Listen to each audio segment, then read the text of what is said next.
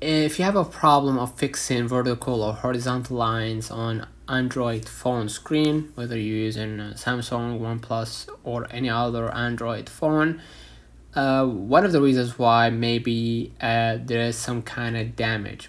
This actually could play a part of having that issue, right? And physical damage and damage to the internal components due to overheating in such cases. And your only option may be to visit a service center. Before you do that, it's a good idea to rule out any software related issues. So the first thing you need to do is to boot your phone into a safe mode. For that, press and hold the volume down button along with the power button to get to this menu.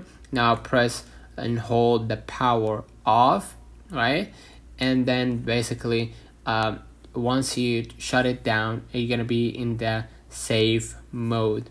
All right, another way of fixing that problem, you can just go ahead and to your settings before you visit the service center, and you're gonna go ahead to your storage and basically delete any related information about you or about your apps, and that should help you preserve some of that information that you actually need in the future, and you can restore it back later.